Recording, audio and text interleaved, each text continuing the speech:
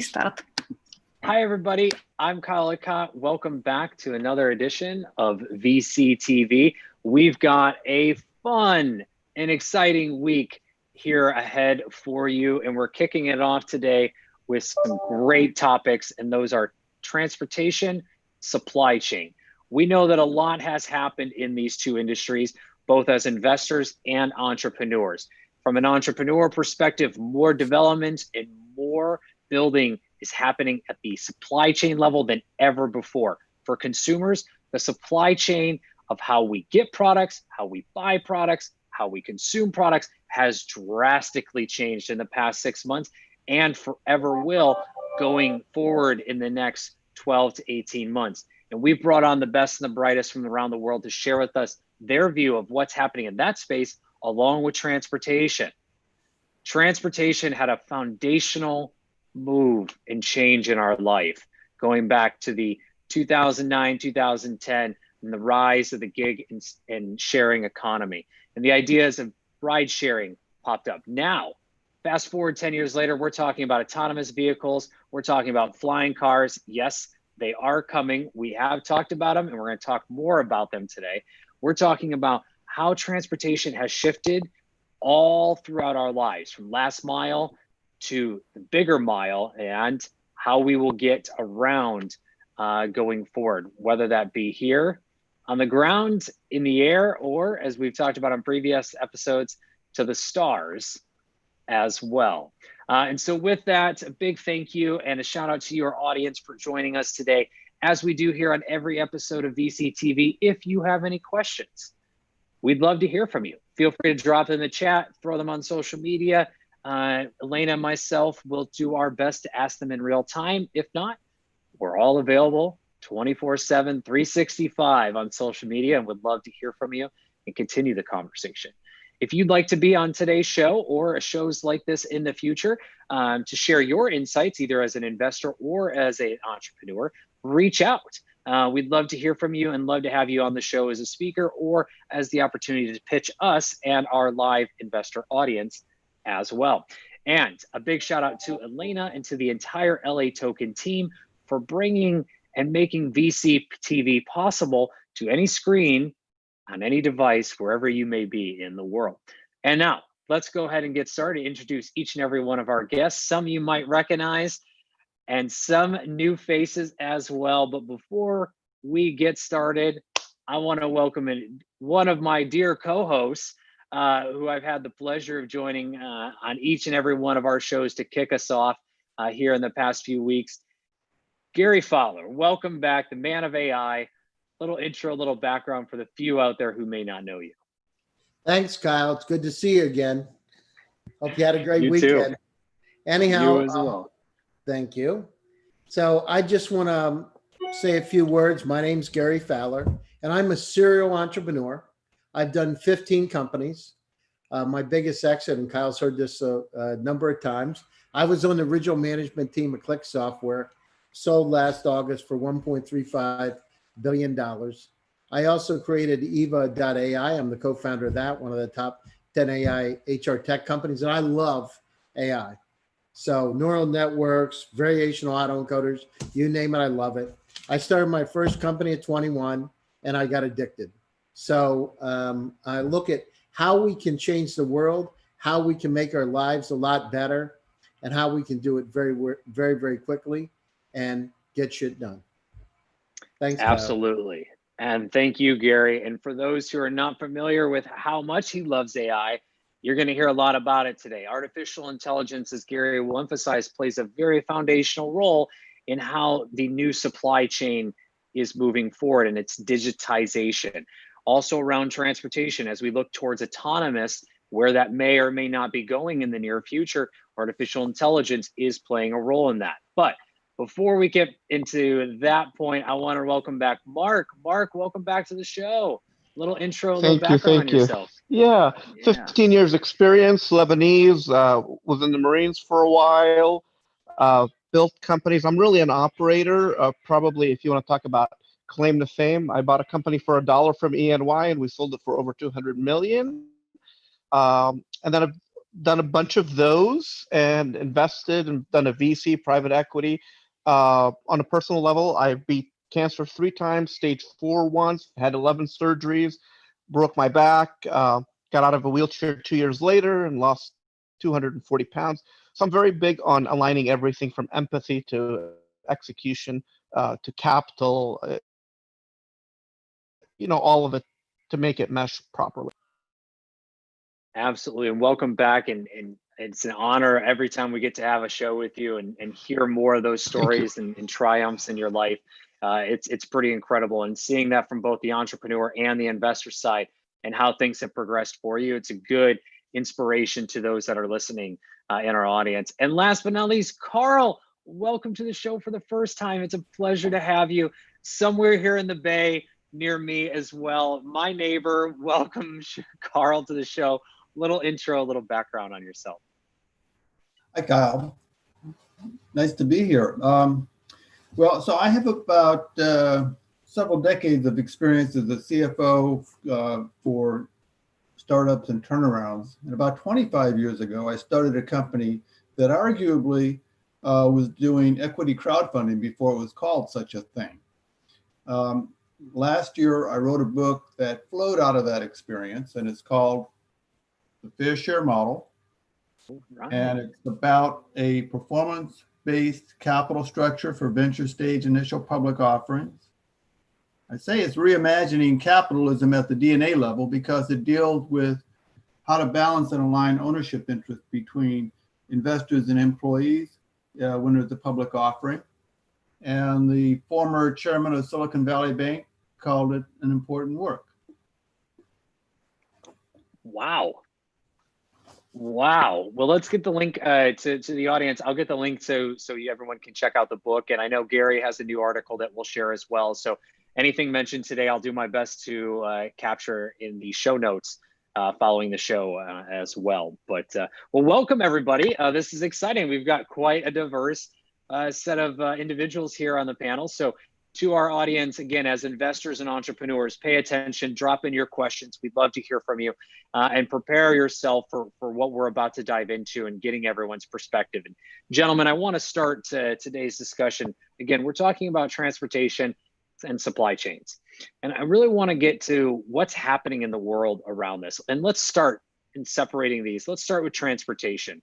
What have you seen, or what is your views on the current state of transportation and where things may be headed in the near future as so much has changed in our world? So Gary, let's start with you and we'll come around to everybody as well. So the current state of transportation as you see it. Well, I mean, the situation, it depends. Are you talking about personal transportation or commercial, Kyle? What do you want to? It's a great question. Let's actually go at both. So let's start with personal transportation. Sure. The situation. So last year I had the honor of being asked by Magna, which is a contract manufacturing for BMW and Toyota. They're making a new Z4 and Supra in Graz, Austria. So they give me a peek into the future, what autonomous vehicles are going to look like. And it was absolutely incredible, because imagine having a minivan that actually configures itself based on need. So if one time it's going to be picking up groceries, it actually throw the seats back automatically, self-driving again, set up certain racks on the side, delivers the groceries, it's picking up people, it turns into a people mover next. Configurable automobiles, configurable vans. So in terms of autonomous, think about this. If the insurance companies could reduce the risk by having autonomous cars using LiDAR and other technologies, how much less would the insurance be? Because they don't have the human factor anymore. So when it starts, it's going to happen. You will be forced, because insurance is going to be so highly priced. And this is just not, go ahead. No, please go ahead. It's not just going to happen in personal vehicles. This is happening commercial too. I saw at that same event, Boeing had a vehicle that was a quadricopter, one of those transports with 4 propellers, that's talking about moving personally for the future. So there's a tremendous opportunity. It's incredible. So I think where we are today, that we'll be forced to move into these autonomous vehicles. We'll be forced to do things differently. We'll be forced to have sustainability. Look at Tesla. I just saw something yesterday, Kyle, that said Tesla's worth more than most of the other car companies. Just Tesla. Now, they said Elon Musk couldn't do it. By the way, they also said he couldn't do space. They used to laugh at him, right? They laughed at him until yesterday, till they landed in the ocean and they recovered at less cost, right? It's amazing. So it's in front of us now. Transportation to the stars, transportation for personal vehicles, transportation for commercial. I mean, it's upon us. We're going to have to refine the way we do it. We're going to have to look at alternative fuels, as we talked about before, Kyle. Think about it. The population of the earth has quadrupled in the last 100 years. We cannot quadruple the population again and expect to be driving gas guzzling cars. It's just not going to happen. We won't be around. So we got to change things. Well, and there's also an argument of change of new business models, new processes, as you said. Like, there's a lot that's going to happen. Mark, to you, a same question around what are you seeing as kind of the current state of transportation, at the personal level, and we'll migrate into the commercial side. Yeah, I'll agree with Gary on that, and I'll even go a step further. I actually drove in a futuristic vehicle that flies above the ground and goes on water. And I predict within probably 10 years, we will be going like above the highway, like not like 10,000 feet, but, we'll be up in the air driving vehicles short distance. From a business standpoint, I welcome it. I built a trucking company from like 2 trucks that were DOT under regulation to 64.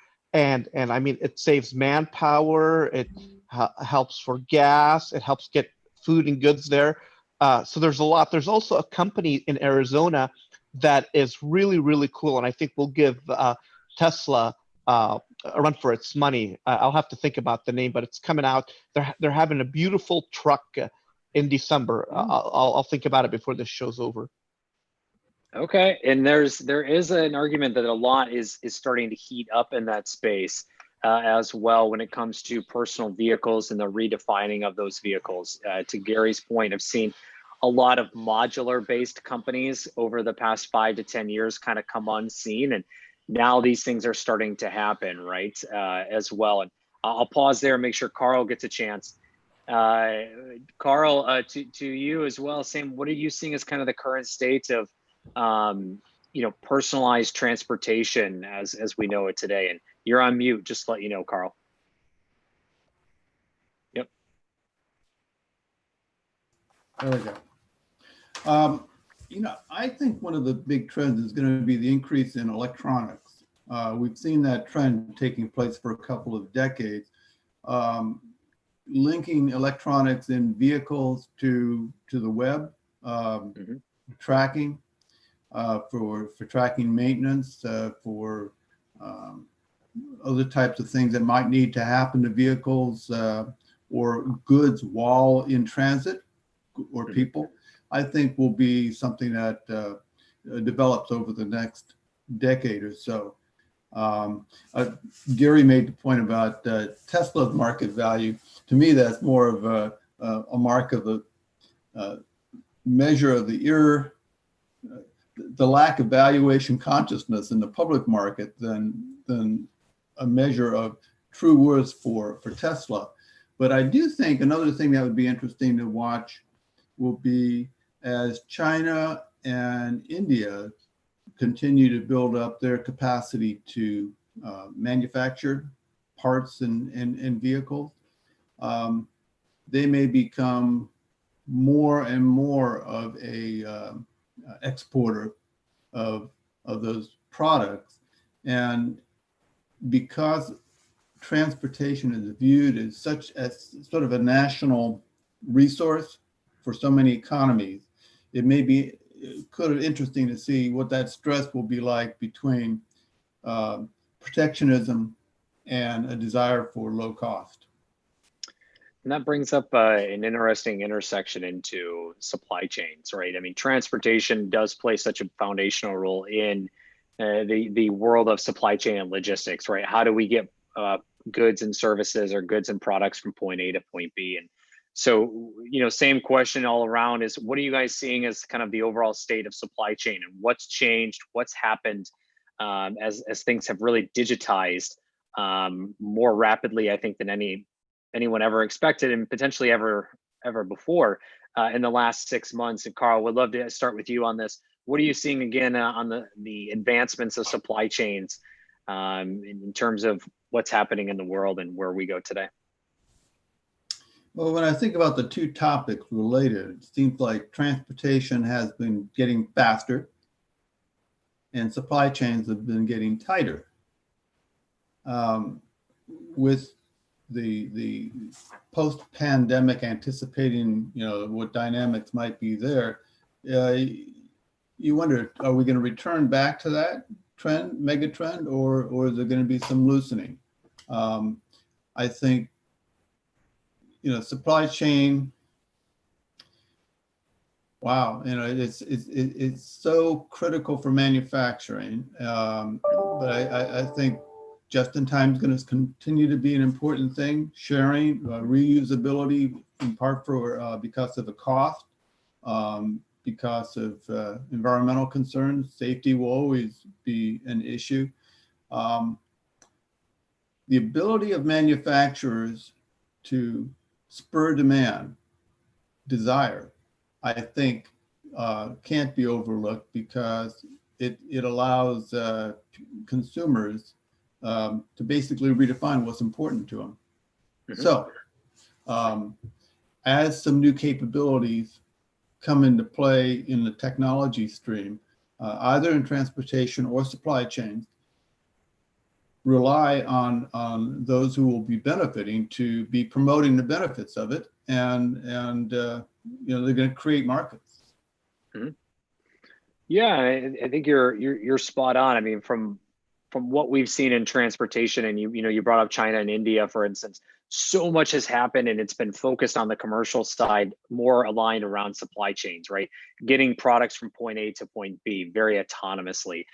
Here in the Bay Area, I was walking, out on a daily walk, and saw a small little robot delivering my food, or someone else's food, I should say, and which plays a role in the transportation, right?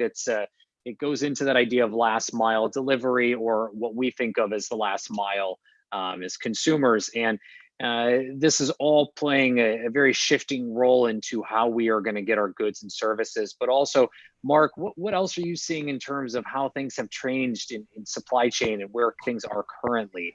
Because the digitization, is insane. As we've talked about on previous shows, how fast this has changed as well. So we'd love to hear your thoughts.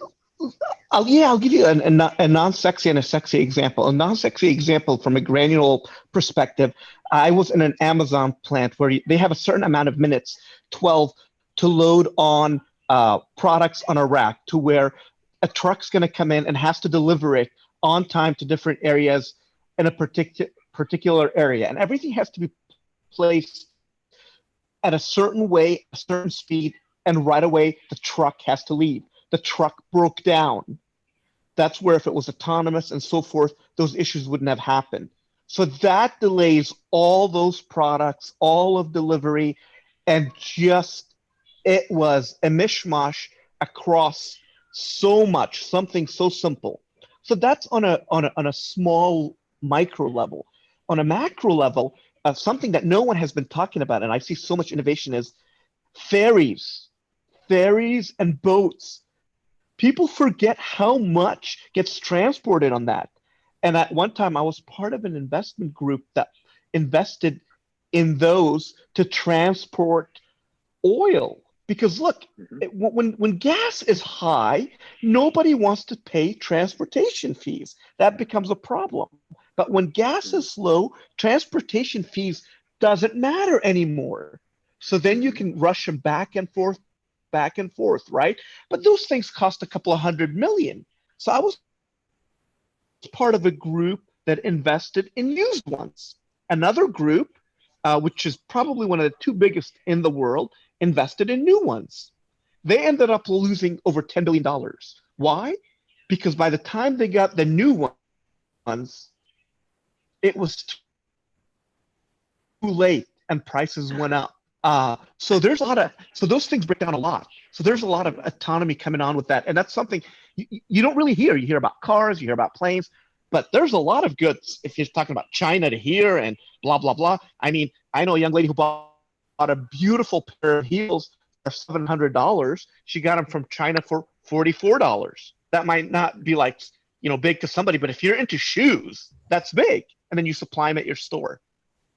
It's a lot of extra shoes you can make up on that difference. But it's funny enough you mentioned that, because in my show notes I actually had boats as something to talk about on autonomous. So you've already covered it. So perfect. We'll check that one off. But you're right on supply chain right there.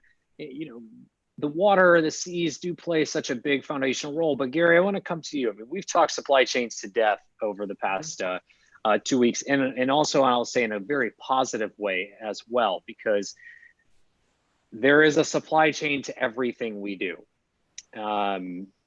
But most times when we talk about supply chain and logistics, it's mostly comes around manufacturing.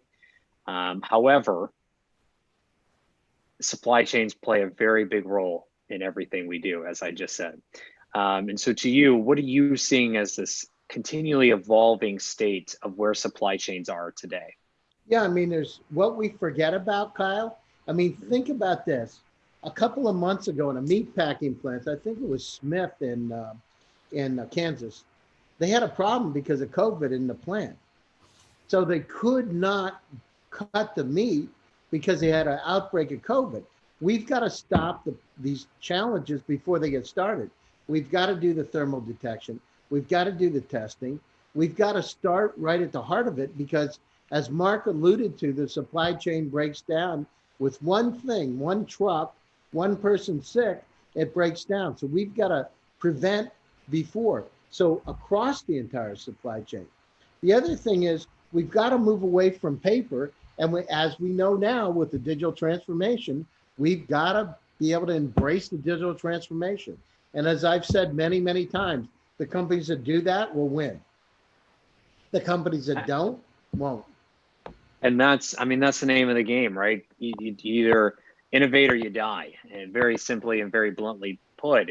And digitization in the last 6 months, as we continue to have as a theme on our shows here at VCTV, has put industries and businesses in a new paradigm. You either go or you don't. And if you don't, we'll see what happens. If you go, there's so much opportunity ahead. And from an investor standpoint, that's a very opportunistic time as well.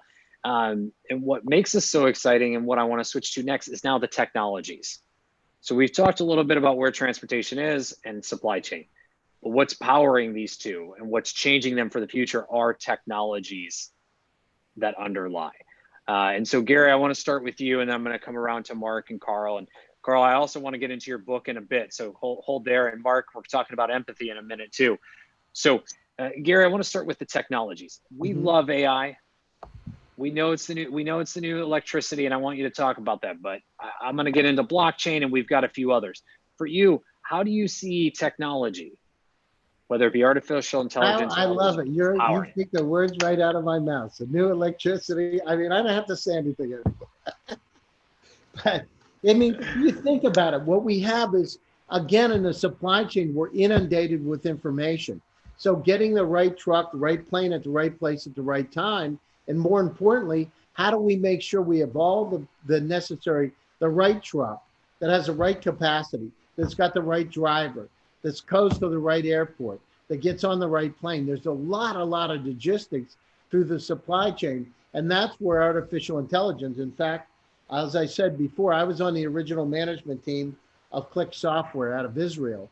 And that's exactly what Click was sold to Salesforce in August. But that's exactly, those are exactly the kind of technologies.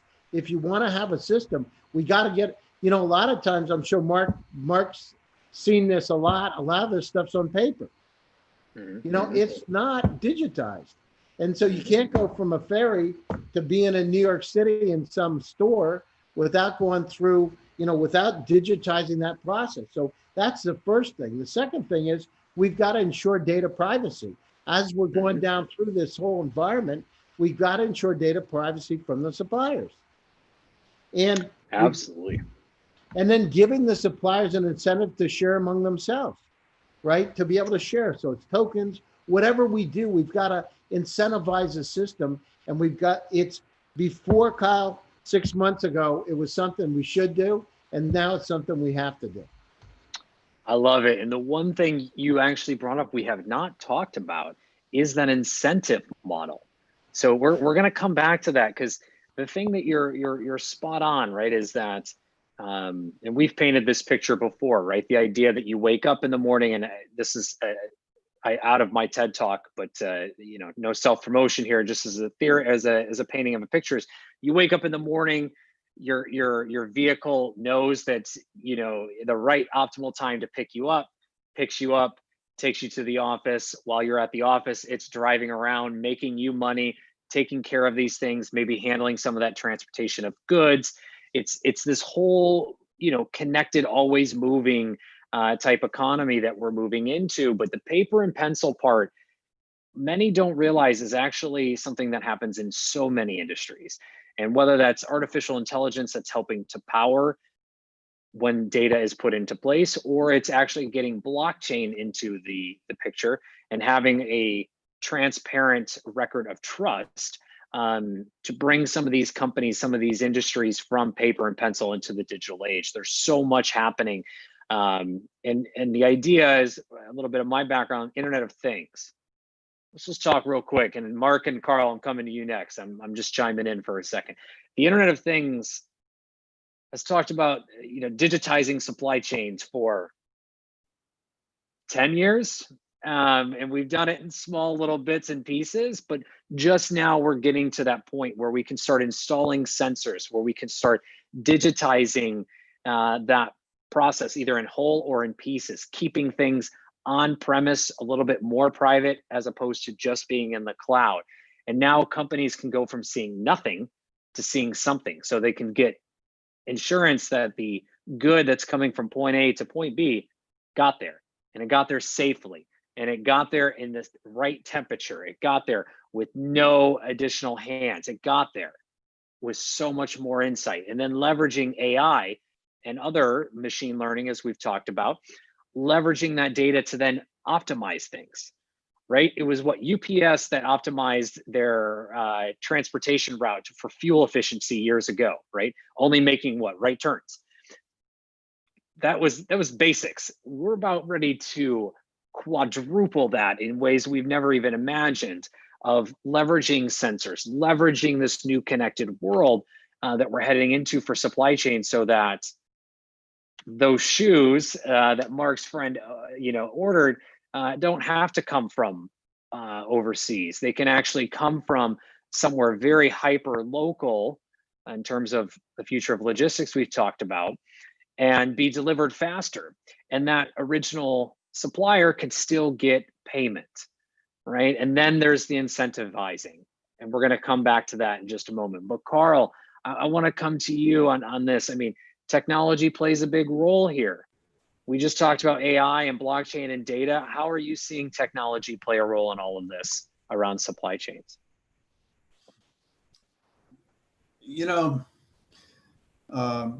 I think it adds some keys for manufacturers to start to play with consumer desire, because the more things you can do, the more things you can offer. And we've got these warring things that drive demand for different products. It could be cost, could be safety, could be convenience, but then there's also that individual choice. What do people want? And sometimes they seem like they're at war with one another, or they settle in a particular quadrant, but people change. They just want to have something new. So maybe flexibility, the ability to figure out how to give your ultimate consumer or your customer what it is they want. I think that that's the key thing. So if they're worried about safety, if they're worried about delivery, tracking is really important. If they're worried about environmental types issues, packaging is going to be a concern. One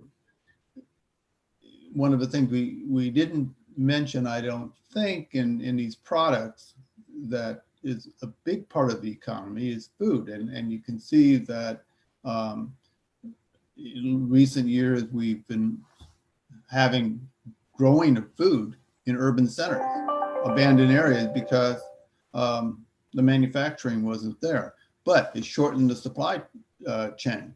It allowed more safety than maybe growing in a field with the, not only the chemicals and whatnot, where hydroponic type of growth. So, it's really hard to figure out what the dominant trend is when it's like a piece of puzzle, the little Rubik's Cube type of thing. But we know at the end of the day, it's got to be meeting the desires of the ultimate consumer. And you're those right. can be influenced. Right. They can be influenced and they do change. And to your comments around vertical farming, I mean, the amount of money that's wasted or lost on food every year from transportation is way bigger than I'm willing to quote on this show right now. And that plays a very big role. And, consumer behaviors do change and some things do stay the same, right? Going back to transportation, the idea of infotainment is going to play a very large role in the future of our vehicles and the future of how we do travel, right? Being able to handle payment, handle entertainment, handle all of these things within a vehicle. Those technologies are going to play a role as well, but we do change, right? Consumer behaviors do change. And I think to Gary and Mark's comments as well, the idea of what's happening now, this rapid digitization, either jump in or don't, is proving to that, right? Now as consumers, we want things more localized. We want them faster. We need them faster. And that's bringing up this market of hyper localization, right? Whether that be around logistics or just supply chains in general, finding things more locally to get them to us faster. Not talking about manufacturing. It's a different conversation for another day later this week. But nonetheless, when it comes to getting what we want when we want, that has not changed. Mark, to you, what technologies are you seeing playing a real big role in the future of supply chains as things are moving right now? Well, look, to really appreciate it and to really understand it, let me walk the listeners and you through a real life example. So when you look at transportation, the first thing that happens is you have a broker, and a lot of that is pen and paper, where that needs to be digitized because it's a lot of money. And that's a lot of money, not necessarily because it's a valuable load, maybe the project's doing well, so forth. So we'll say it's a sequence. So there in a building, there's a sequence 1, 2, 3, 4, 5. You build it through sequences. So all of a sudden, sequence 1 has been built. Now you need sequence 2. This is going to go from Kansas to downtown Chicago. So the gentleman who's driving this truck is a PhD. He ends up going, has plenty of time, stops at a casino to sleep there. Not a big deal. The truck doesn't start. Now there's a mishmash of where he is, where it stopped, etc. How to fix it. Already thousands of dollars are lost. Okay, it's fixed, so forth. Now all of a sudden, good luck getting into downtown Chicago onto a building that Obama's going to be there to welcome the load, and it has to be in gloves because it's a medical supply building. And what people don't appreciate and understand, some steel has to be loaded in a specific way, and you have to have a very high intellect and math, and the chains have to be put in a certain way. A lot of blue collar jobs are really very scientific. And even though people say, oh, it's blue collar, they're very difficult. They're much more difficult than tech and some of the thing. So to really understand it. So all of AI, to Gary's point, can be put into this.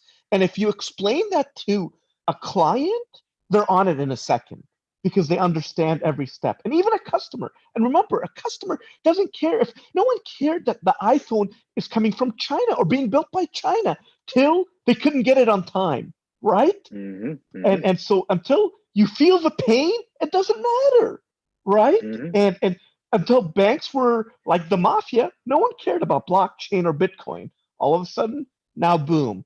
So you have to let the customer, consumer, whoever feel the pain. If they don't feel the pain, they're not going to buy into it.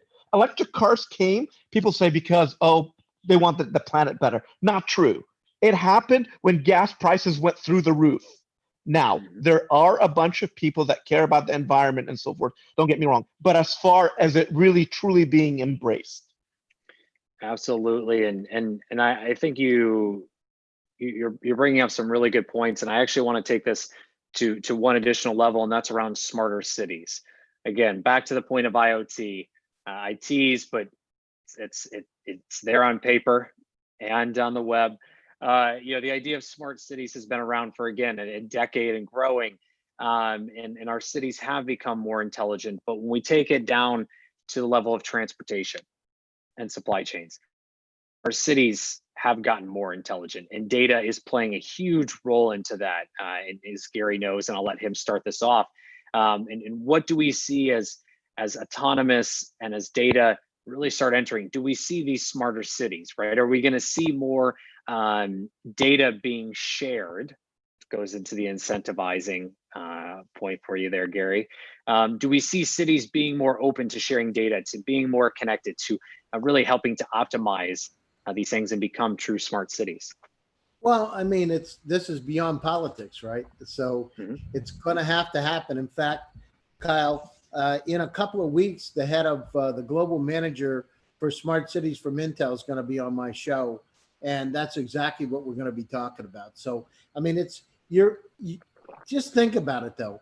The reason that transportation in Los Angeles, that they took down the part of the transportation system in the early 1900s, was because there was a consortium with General Motors that told them not to do it because they wanted them to burn fuel and drive cars, right? So you got to if the political will is there, and you're right about it with the situation with gas prices through the roof. So I think we're being forced to be able to be more efficient. And again, when I talk about the booming population of the world, 4 times, 7.8 billion people, grown 4x in the last 100 years. How in the world can we not do that? We have to be more efficient to be able to make this planet a livable place. So we've got to learn how to deal with dense populations. Now, I mean, think about another 50 years, we probably won't have cars. It's going to be required that you go on some other type of public transport. It's going to be required. How could you not do it? Population doubles again. It's crazy. And the definition of public transportation is going to change, right? We've been talking about transportation. If we're no longer owning vehicles, right? We've already made that big step of going into shared, and Lyft actually just made a very big move as well, and partnered with Sixt, SIXT out of Germany to do shared vehicles. So for those that don't know, in Germany, many that don't own a vehicle actually use Sixt to rent a vehicle for a day, and also, or get a car from point A to point B, a rideshare. Now Lyft is starting that here in the States. So rideshare, last mile being scooters and bikes, to then vehicle share. So we're moving towards that. And now what you may see here in the coming years is this autonomous vehicle movement really taking off, where that is the new public transportation. You may not own that vehicle, but you just get in because there's a fleet of vehicles that are roaming around at any time. But with that being said, I want to switch gears here. We talked a lot about technology. We talked a lot about the industries. Let's talk money. I wish there was a money emoji that I could hit versus a smiley and a thumbs up. That'd be fun. But let's talk cash. So let's talk about investing in these spaces. These are full of opportunity.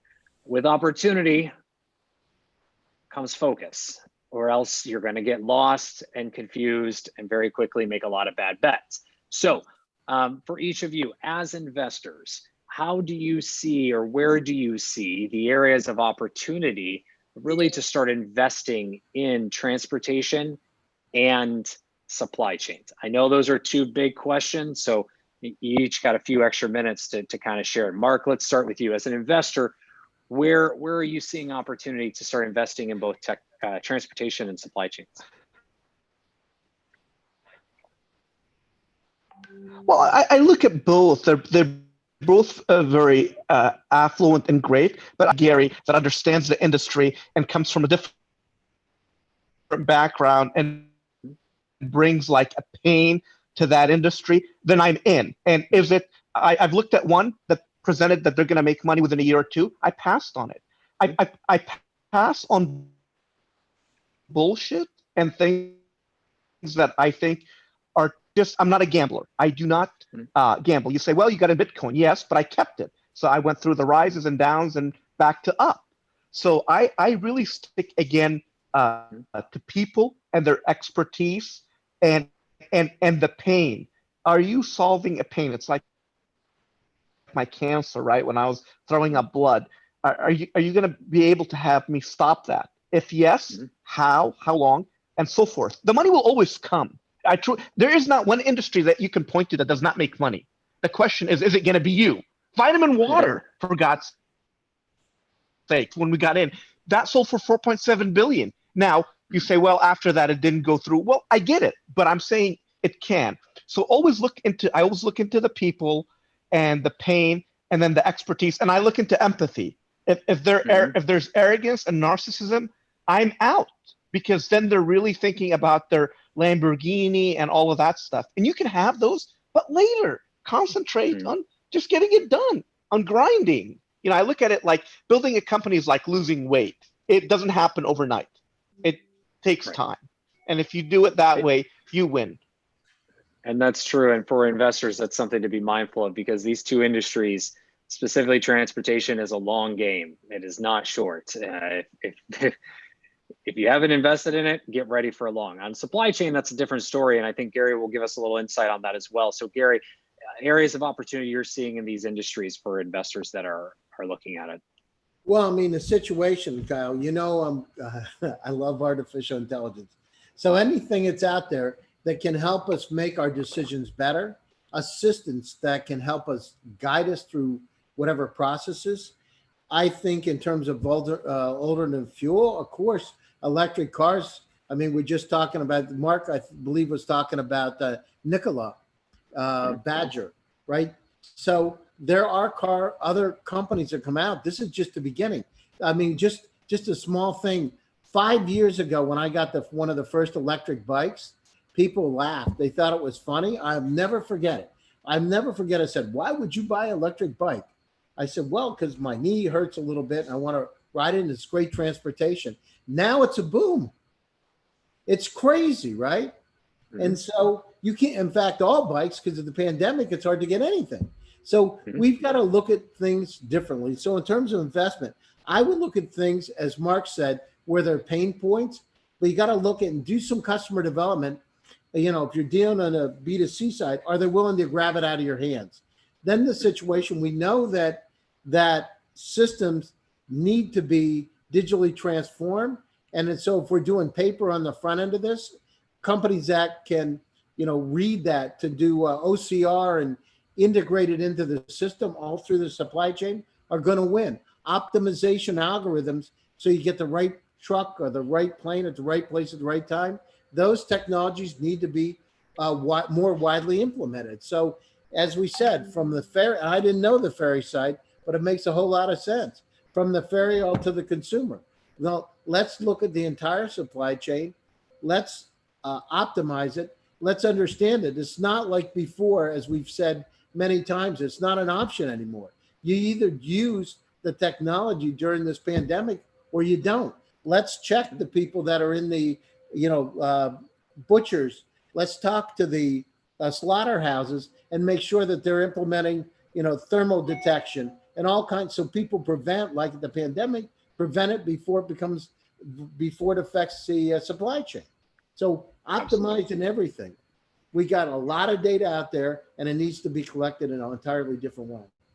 Absolutely. And Carl, to you, where are you seeing areas of opportunity? And I have a quick follow-up for you as well. Well, it really seems to almost depend on where you are. We've talked a lot about technology, but there are some other prisms to consider. There's the economic conditions, which have been changing, and there's competitive conditions, which are sure to change as companies modify what they're offering are. And then societal ones. What do people want? How are they using these different services? So, it's sort of shifting ground all the time. And you have, Mark Andreessen, I think, once said, there's no bad ideas, there's just early ones. Very true. Yeah. Very true. Yeah. So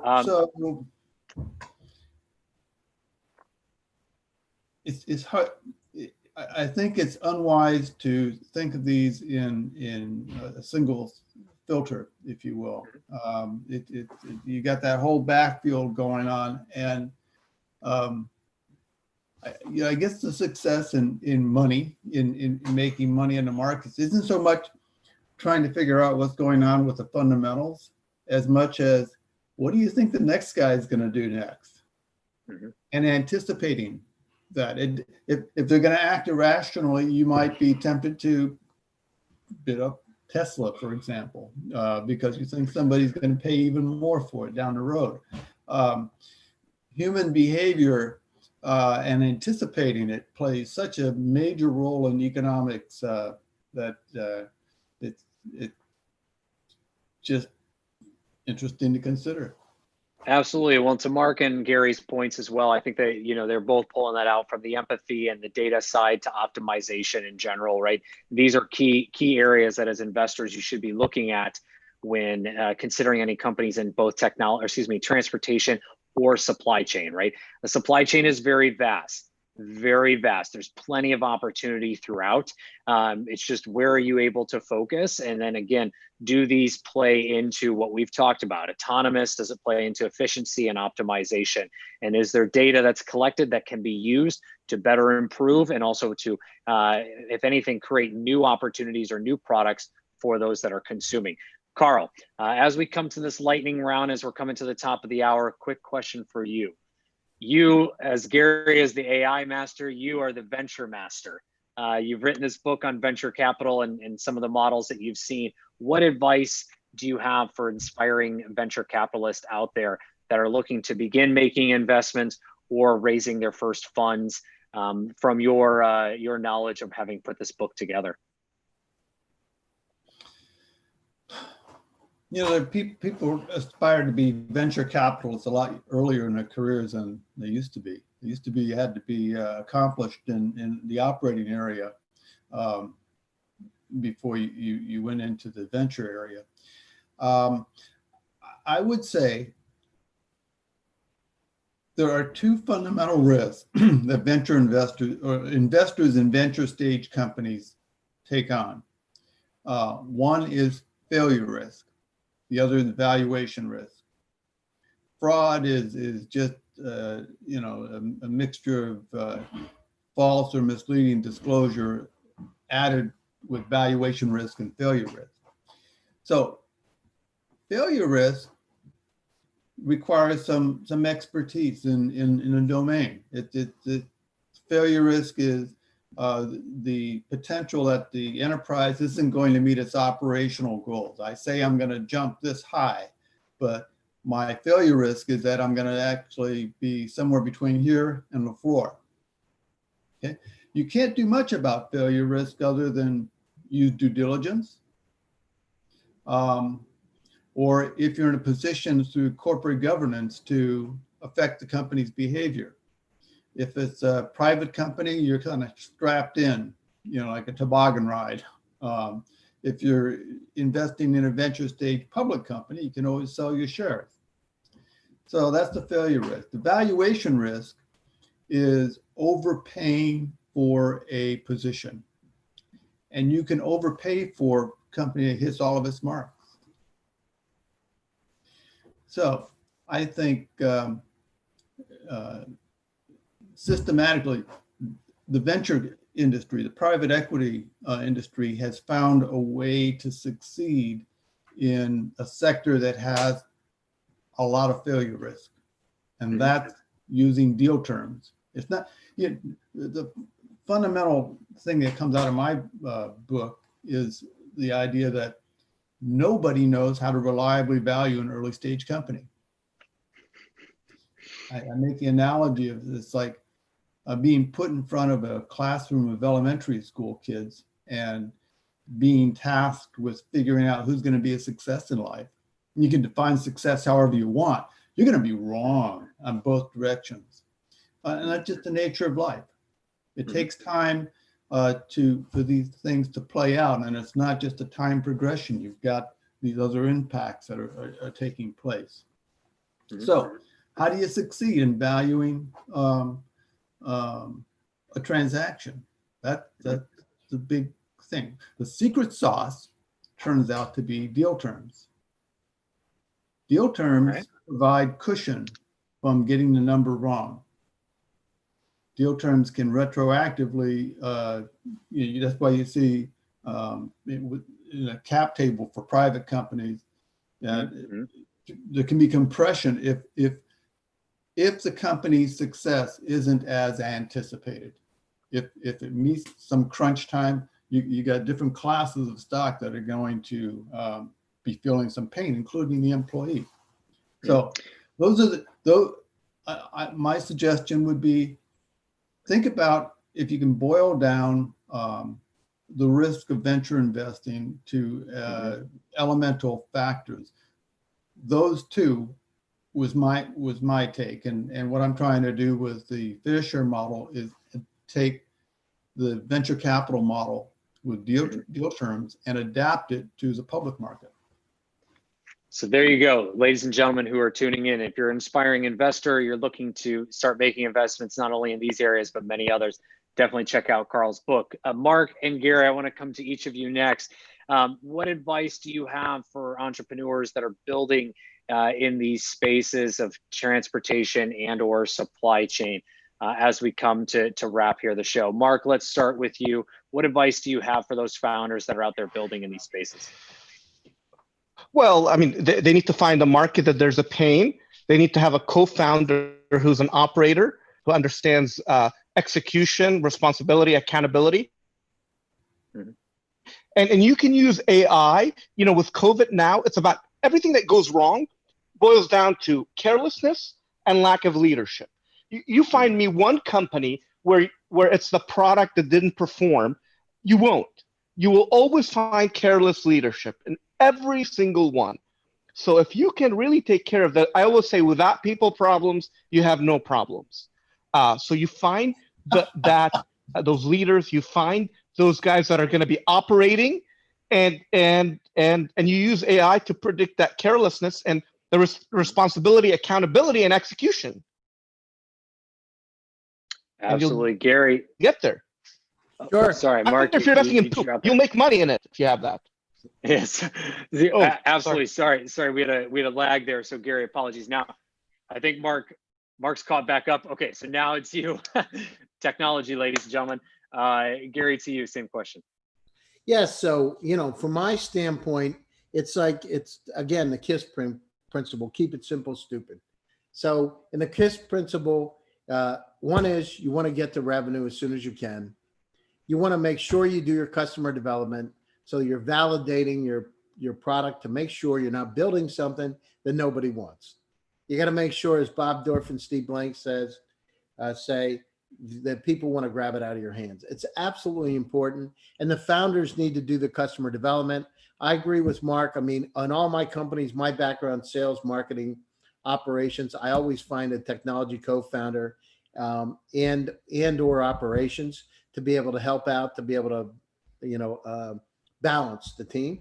And I want somebody that has a different opinion that's not always going to say, oh, you're right 100%. This is right. I want somebody that has another opinion, because if you don't, I had a startup one time where I did it as my own founder, right, myself, and I made a big mistake because I believed my own bullshit, and it didn't work. I thought I was smarter than the customers. I was wrong. It's hard to look in the mirror and tell yourself you're wrong. All right. It's easy to tell yourself you're right. Yeah. That's So I mean, we have so many opportunities. Look at the challenges that we're going to have. Look at the environments. We're nowhere, as we've talked about many times, inundated with information. You know, the data that's coming at us is incredible. How to be able to manage that data so that we can understand it and help us, as Mark said, make predictions for the future, be able to help us understand what we need to do. And, you know, with the unsupervised AI, start to make decisions for us, better decisions. So there's incredible opportunities out there today. Use the technology like Zoom. All the digital transformation is upon us. Use it to be able to help make your company grow. It didn't stop. And I also did a TED Talk. Passion, optimism, and visualization. Visualize where you want to go. Be passionate about it and be optimistic. The glass is half full. People don't want to hang around with you. They're not attracted to you if you don't believe that you're going to be able to do it. Go absolutely. do it. Get shit done, ladies and gentlemen. All right, closing thoughts, guys, as we hit the top of the hour here on Partner Monday. Want to make sure everyone can get to their meeting. So Carl, let's start with you. Quick closing thoughts, anything else to add? And then as we do here on every show, we like to give everyone the chance to give a shout out as to where they can find you online. So quick closing thoughts, and where can everyone find you online? You know, I think the mega trend for this century is going to be, can the benefits of capitalism be more broadly realized? And so we're going to see innovation in capital markets. We're going to see, we continue to see interest in entrepreneurism around the world. Young companies are the engine of growth and job creation. These are things that are dominating popular discussion nowadays, and just keep your ear to the ground as to what's going on, and you'll make better informed decisions. My website is fairsharemodel.com. My book is on Amazon, ebook and print. It's 400 pages. Just because capital formation is such an interesting thing, it gets into all sorts of facets. I think Mark had mentioned failure. I've got a nice chapter on that.